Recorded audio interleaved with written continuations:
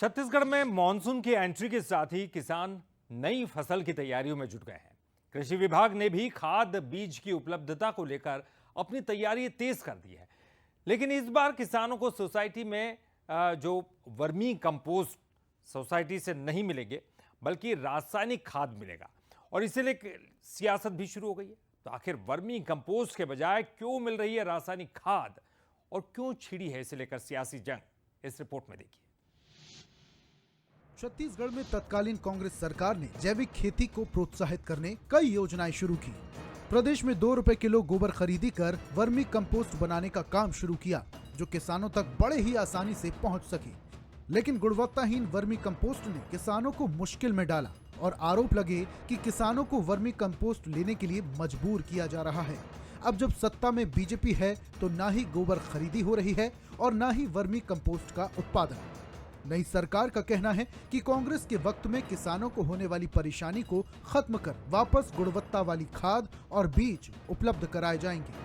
अमानक जो कंपोस्ट खाद के नाम पे, जैविक खाद के नाम पे किसानों को प्रेशर दे करके उन्हें दबावपूर्वक उन्हें खाद पहुंचाया गया, जो कहीं भी गुणवत्तापूर्ण नहीं रहा।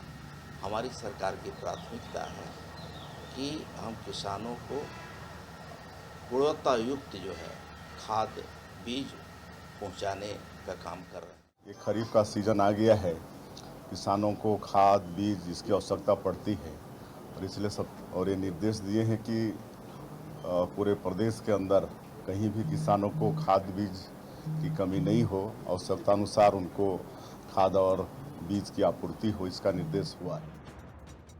पिछली कांग्रेस सरकार के ड्रीम प्रोजेक्ट नरवा, गरवा, गुरबा और बारी के जरिए गोबर खरीदी शुरू की गई थी, लेकिन बीजेपी ने सत्ता में आते ही इसे बंद कर दिया। पूर्व मंत्री शिव कुमार ढेरिया का कहना है कि बीजेपी हर अच्छी योजना को बंद कर रही है। मैंने यही कहा ना कि गौठान में हमारे पूरे गांव के लोगों को रोजगार मिलता था, गौठान समिति बनी हुई थी, सरकार की तरफ से उसको अनुदान मिलता था, जैविक खाद का निर्माण होता था, तो हमारी कृषि भी सुधर रही थी। आज भारतीय जनता पार्टी के राज में किसान प्रताड़ित हैं और पूरे प्रदेश की जनता प्रताड़ित है।